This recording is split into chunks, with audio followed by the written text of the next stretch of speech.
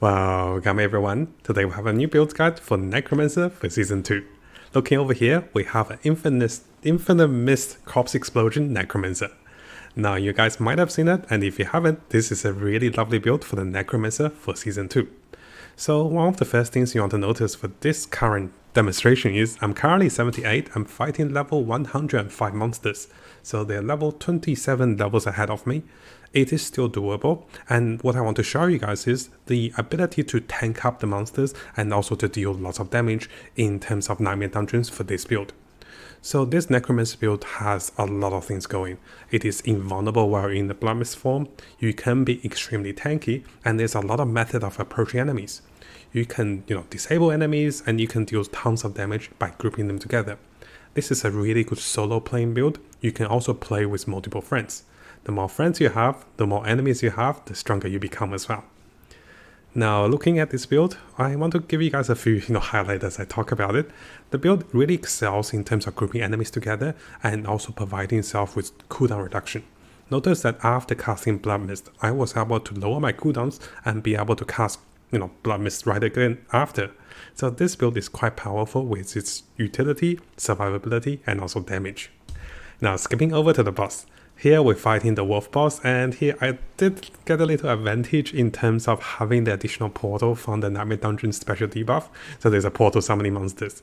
Against the boss, we actually deal a lot of good damage because of our lucky hit.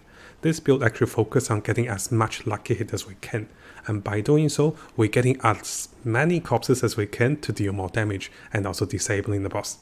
So here I was able to kill the boss fairly quickly, and able to clear the tier 51 dungeon by myself at level 78. Now coming over to my character over here. So right away you can see I have gotten over 10,000 attack power simply because I got a little lucky after the world boss to get some 900 plus item power items. If you haven't seen a previous video, I actually made a video to talk about going for the world boss. So right away you can see my resistance have all been maxed out at 70%. Now if I was short on resistance, what I can do is I can sacrifice my skeleton warriors to give me more resistance, but that is not needed. So here I have went over for the shadow damage. If you find yourself to be short on resistance, you can go for more defensively, because this build packs tons of damage. Now over here for my skeletal mages, I have gotten them to provide me with increased vulnerability damage, and similarly with my golems, I have gotten them to provide me with bonus HP. So only variation over here you want to notice is that whether you have enough resistance. If you don't, it's better to be more defensive over the offensive powers over here, because you deal so much damage.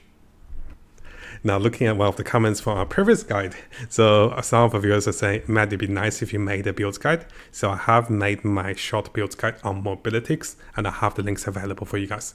I wrote a small rotation, and I noticed as I was testing in high level dungeons, it turns out the ideal rotation is not perfect, because you actually don't stack up enough armor at the start of the fight. So I also wrote an alternative choice for the rotations if you guys find yourself to be a little weaker against stronger enemies with 10, 20 or 30 levels above of you. Now coming over to my skill tree, it is quite straightforward, similar to most of the Infinite Blood Mist build. We're going with Rape, and this provides us with additional corpses upon hitting enemies, which is very good. Having one additional corpse at the start, you can start with Corpse Tendril. Here we'll go with additional healed flesh to provide us with more summoning of corpses. We'll be max leveling Corpse Explosion and also Blood Mist, and also providing ourselves with damage over time and also additional corpses. Here, by consuming corpses, we'll provide ourselves with increased damage. Now because we're mostly melee, we're going to have increased close range damage and also damage reduction. We'll be cursing enemies, and as we curse enemies, they will take additional damage from us. We'll be going with 1 point into Decryptify, because these skills will become our essence spender. Decryptify also allows us to lower the cooldowns of our other spells, which is very powerful, especially for the Blood Mist spell. Now 1 point is allocated into Corpse Explosion, and my item actually gave me plus 7 points, so this is a rank 8 Corpse Tendril, not Corpse Explosion. And here Corpse Tendril make enemies vulnerable. We're going all the points into the Shadow Mage Necromancer, providing us with more movement speed, more damage, and also more damage. Now over here, we're not using minions, so we'll be going with standalone and also the additional bonus from sacrifice minions. We will be converting Bone Storm into a Darkness spell. This will provide us with damage reduction and also additional critical chance. And of course, we're a Shadow Black Mage. Now for more information on the skill tree and also my choices of gems and also vampiric powers, do come over to Mobilitics and I'll have the links available for you guys.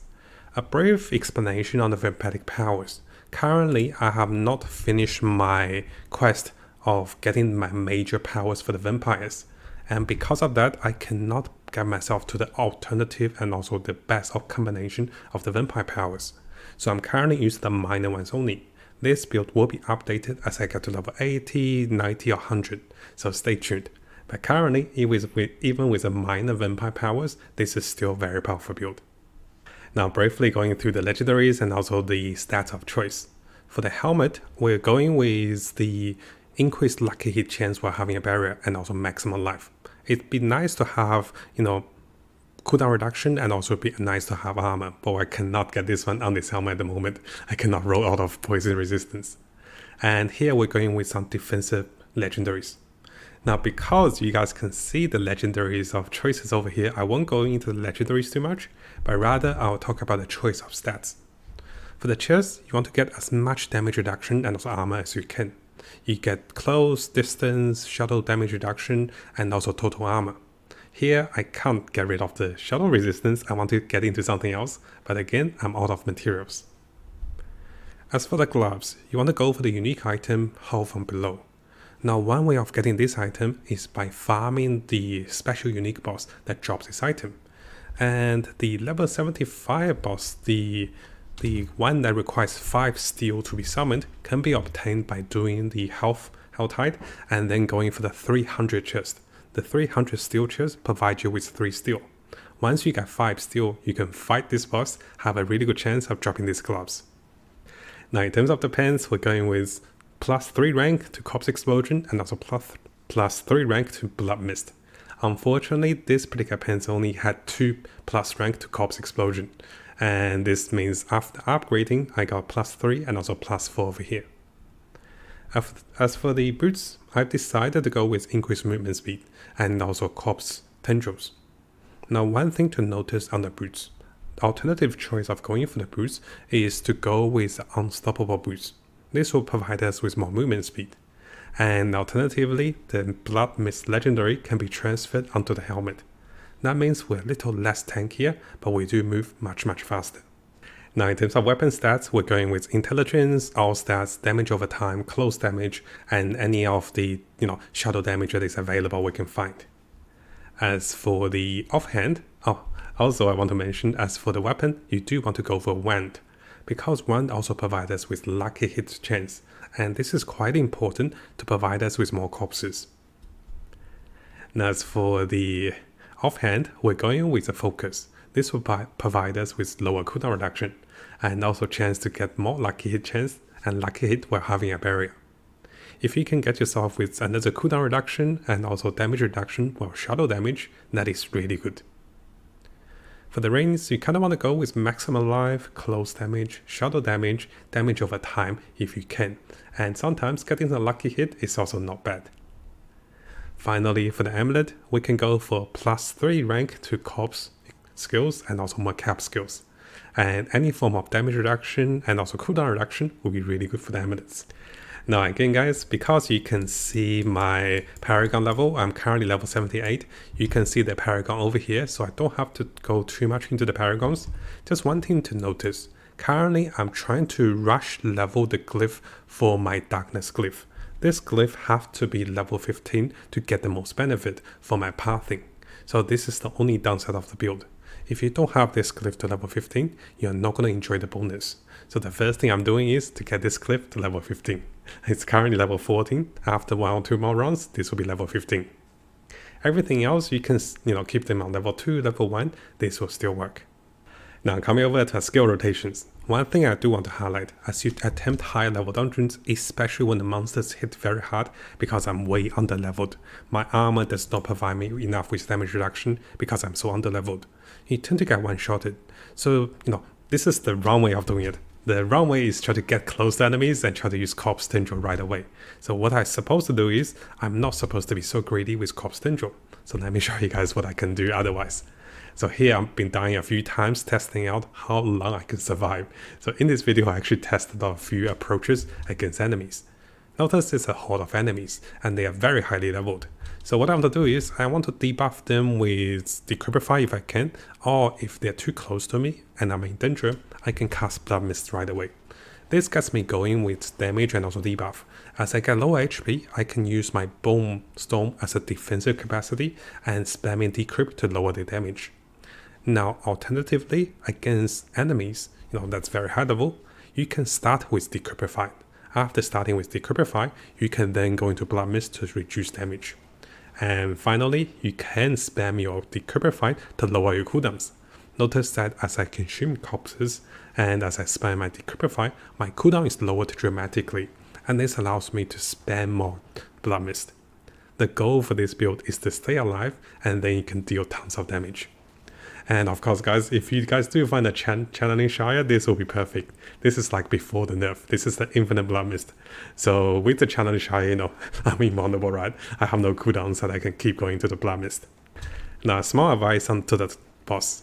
As against the boss, if you are durable enough, you can start no more attacking the boss because you gain 20% damage reduction. But if you do find yourself a little weaker, you can be kiting the boss around and using Blood Mist to provide yourself with damage reduction and also, pretty much invulnerability. You can be spamming your Corpse Explosion from distance as well. Because we have the legendary ready, this allows the skeletons to run towards the boss and deal tremendous damage. Now what I do over here is I'll provide you guys with a short replay of me challenging the high level dungeons. Now during this replay I did die a few times because I wasn't aware how much damage the monsters were doing and I was being too greedy. I want to get a perfect starter and notice that I was bringing myself too low. So against high level monsters you don't have to have a perfect combo, you just have to kill them and stay alive, right? So in the end I discovered a method to lower the damage and also start the Blood Mist right away against those monsters. Now before we finish, now at the end of the video, at the replay, you can also see different part of my gear and I'll have a slow replay to show you guys those choice of gears. So most of the gears are not perfect. They're pretty much 3 out of 4 right FX and I'm still getting there for the right FXs for those gears.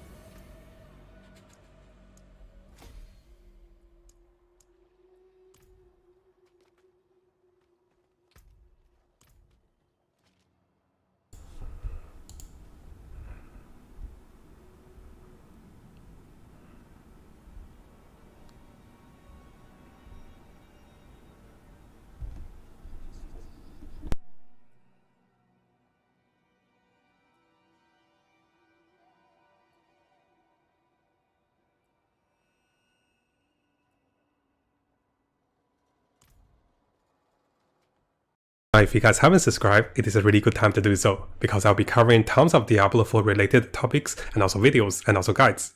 We'll be looking to the top meta builds, non-meta builds, leveling up, and also Paragon tricks. We're also looking to the latest events and also official updates, and also changes to different characters and also different builds in the game. So make sure you hit that subscribe button and also turn the notification on, because a lot of you who are watching the videos have not subscribed. You can see 80% of the viewers who are watching our videos have not subscribed, so make sure you subscribe to stay tuned for the latest update for Diablo 4.